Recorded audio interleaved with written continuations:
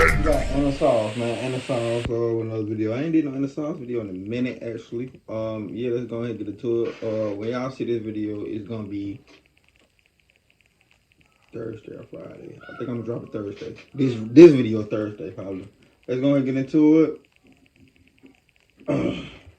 She spread love and kindness everywhere she went, and she couldn't wait to assert her independence. The next day, she was a victim of a brutal case that shocked Sweden, and later, the whole world. Her name was reduced to the girl in the newspapers. The girl who was unlucky enough to be taken on the first day she drove by herself to her workplace. It's not right. Lisa's life ended at the hands of an evil man who had no humanity left. But Lisa was more than her horrific death. Let's honor her today by exploring her life and death. This is the full story of Lisa Holm.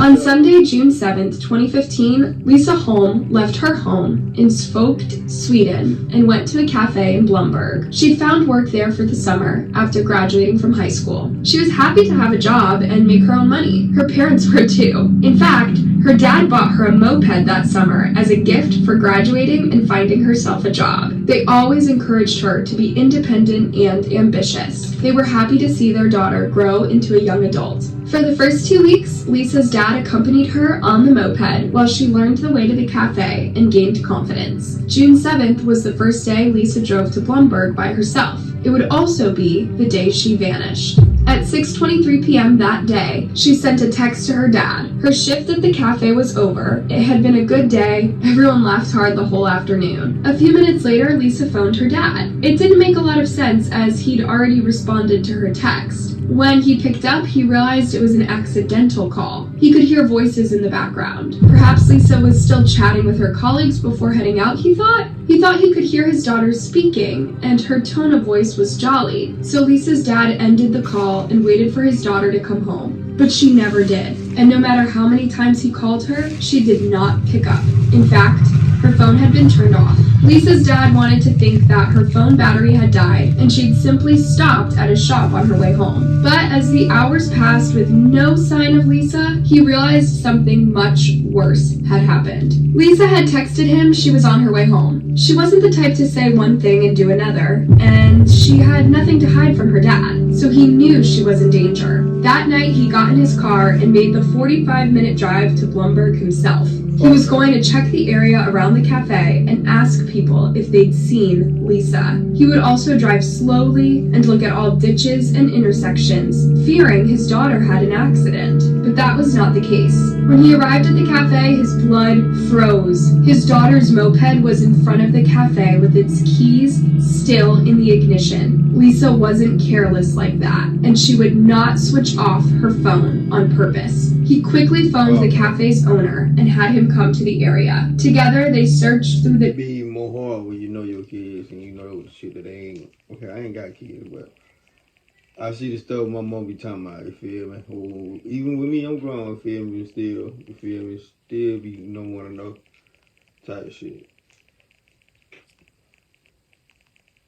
Now dark cafe and all around it. Just before 10 p.m., Lisa's dad phoned the authorities and reported his daughter missing. By midnight, dozens of officers and canines were out looking for Lisa. The case was declared a potential kidnapping. Because the moped keys were in the ignition, the scenario where Lisa had run away was not possible. The morning of June 8th came and there was still no sign of Lisa. The authorities issued a missing report and notified the public of a missing teenager. Everyone was urged to phone with clues that might lead to finding her, and before long someone did phone the authorities. It was a couple of farm workers who had found Lisa's moped glove in an abandoned barn just across the road from the cafe. Ironically, the officers had searched the barn on the first night, but did not find the glove. Sadly, the farmers touched the glove and handed it to the barn's landlord, so any DNA evidence that could have been found on it was contaminated. The glove was used as a go-ahead to increase the task force on the case. and a second, more thorough search ensued. This time, several pieces of evidence were found, all in the area surrounding the cafe. Lisa's mobile phone case, her smashed phone, a subway ticket, and a few receipts. All these objects were found down a small gravel road that Lisa's dad and the cafe manager did not even notice when they searched the area. Although the authorities tried tracking the last location of Lisa's phone before it was switched off, they could only pinpoint it to the cafe. After they found it smashed, investigators concluded that Lisa's captor took her phone and destroyed it as soon as he took her. That way, he knew he couldn't be tracked. So Lisa was taken straight from the cafe. On June 9th, Lisa's driver's license and house keys were found. At this point, the Swedish military got involved looking for Lisa. Everything was scoured from rivers to forests. By June 10th, thousands of locals also volunteered to search. To this day, it is the largest search party in Sweden's modern history. Investigators also went door to door through Blomberg, collecting DNA from locals in the hope. I ain't never heard of the military come to search somebody.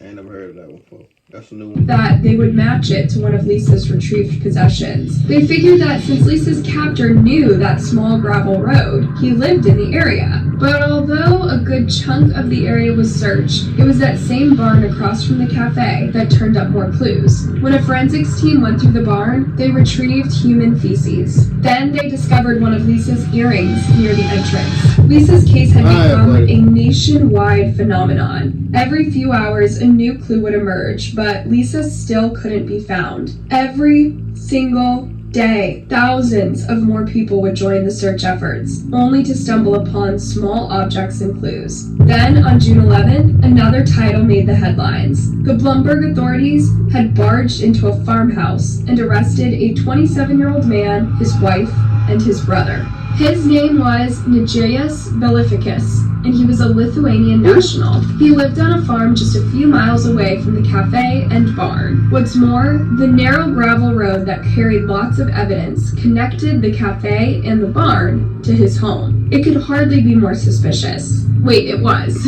Authorities had passed by the farm a few days. They found everything around this fucking barn. Everything that belonged to her around this barn Prior during their search efforts. And when the authorities asked for permission and invited Nigerius and his brother to the search party, the two said no. The authorities had already gone through the farm the day before, and there was no need to do it again. Yeah, it's usually better to aid the authorities during a homicide investigation. Yeah. Also, detectives could always check if the farm had been searched before. Soon enough, they would know that they were lying. On June 11th, Lisa's helmet and jacket were found on the farm, hidden under twigs and leaves. The officers called for a forensics team and they ransacked the entire farm. When they entered, the officers were hit by a nasty smell. Oh. By the end of the day, Lisa's remains were found on the farm. They were shoved into a small locker. She was undressed with a rope around her neck and duct tape over her mouth and nose. R.I.P. man. R.I.P. dog. That's crazy.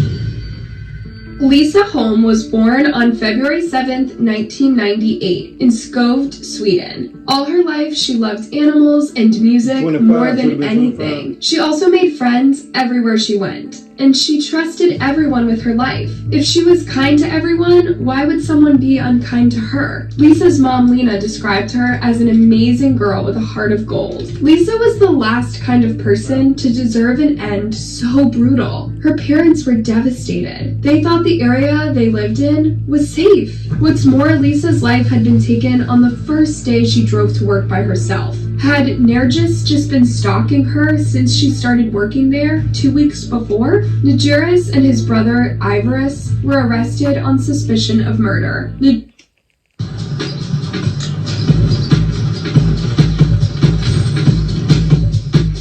Nigerius' wife was arrested on suspicion of protecting a murderer and hindering a homicide investigation. Everyone was happy that the search was over and that Lisa's killers had been arrested. But the true horror was just beginning to unfold.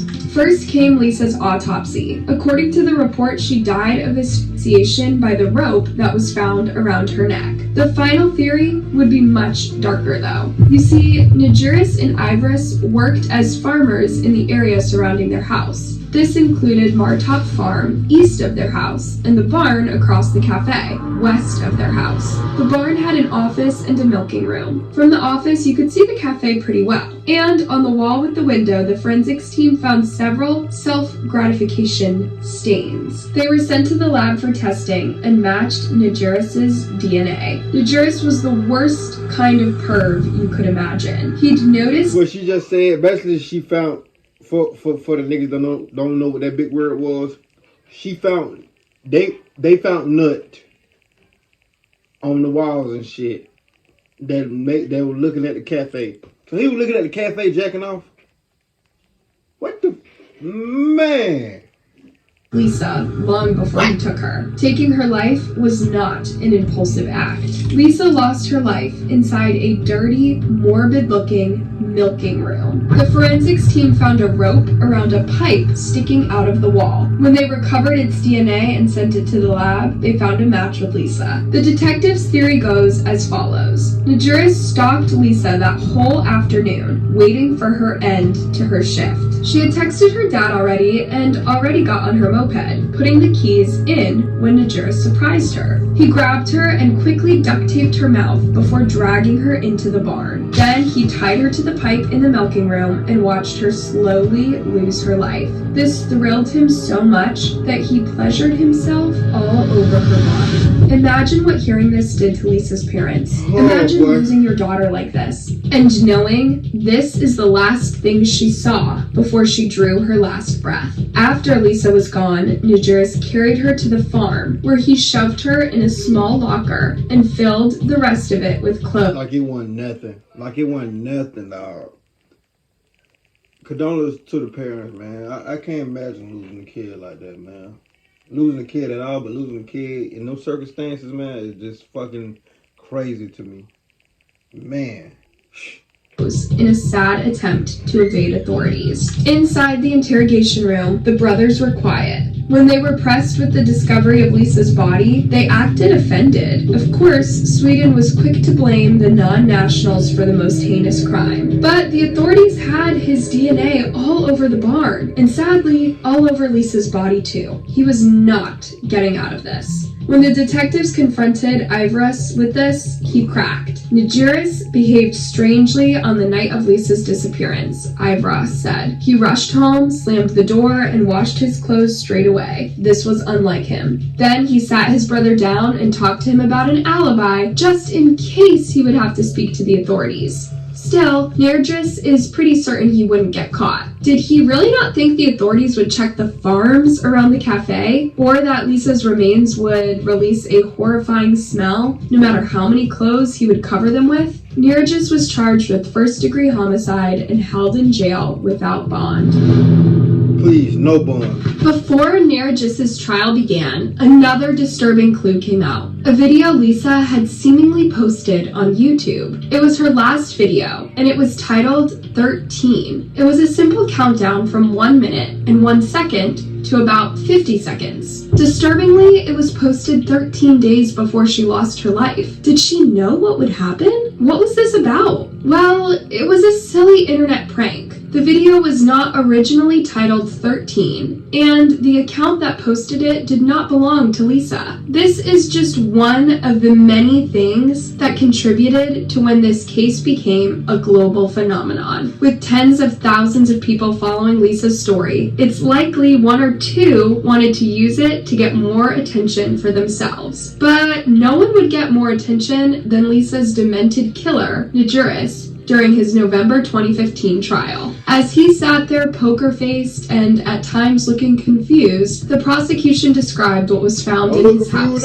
For starters, hours and hours of dark and violent adult films. The world he lived in revolved around gender-based violence and misogyny. What he did to Lisa was a reenactment of something he had watched a few weeks before. Najiris's wife and Lisa's family were there, listening to this in tears tears, shock, and disbelief. He never thought about what he would do after he took Lisa's life. He didn't have a smart plan or a plan at all. He only realized he would have to dispose of the body and wash his clothes. But of course, his marks were everywhere at the scene. And by disposing of the body, he incriminated the rest of his family. Najuris' defense team used this to his advantage. They tried to pin the blame on his younger brother. According to Najuris' defense attorneys, Evoris planted the evidence. There was no DNA found in Najuris' car, they said, so how would Najuris have transported Lisa's body all the way to the farm? Najuris also had the audacity to stand up and state, "I have not met this girl. I have only seen her picture. I know how difficult it is for the family, and I suffer with them. I myself am a father." To think he used his child as an argument, and that he claimed he suffered with Lisa's parents. Much to Najuris' jargon, though, there was just too much evidence to ignore. Sure, he managed to transport Lisa's body carefully, leaving no DNA in his car, but he left his DNA everywhere else. The barn, his farm, and Lisa's body. On November 17th, 2015, Najuris was found guilty of first-degree murder. He was sentenced to life in prison without the possibility of parole. A year later, his attorney even tried to pin the blame on Najuris' wife in a desperate attempt to appeal his sentence. It's infuriating how little accountability Najuris showed until the very end, and how he was willing to sacrifice his immediate family in his interest. It just shows the kind of person he was. But Najuris never got to spend a long life behind bars thinking about what he'd done. In August 2022, a fellow inmate surprised him with a sharp object and struck it in his neck. This would not be the first time an awful perv like Najuris loses his life in prison. Many inmates have a sense of justice, however violent, and people like Najuris tend to last the least behind bars. Najuris' death brings little closure to Lisa's parents. They lost their only daughter in the most horrific way imaginable, and her killer never gave an apology or admitted to what he had done. The only closure comes with moving on and honoring Lisa in any way that they can. By spreading awareness and sharing Lisa's story, they hope that no other family anywhere in the world will have to lose their child like that. He got his fate. Certain jails, certain places they don't play that type of shit. You murdering women and kids and shit, especially kids. Oh man, he would have been gone. He wouldn't even made it. Them years that he made it. Them 5 years that he made it, he wouldn't even made it then. I promise he wouldn't. He would have murdered the kid. That being said, give you a thought, that ain't 5 years, that's fucking 7 years. But still, he wouldn't have made it. That being said, give you a thought, like, subscribe, see how my work on this video. Let's ride, see you when I see y'all.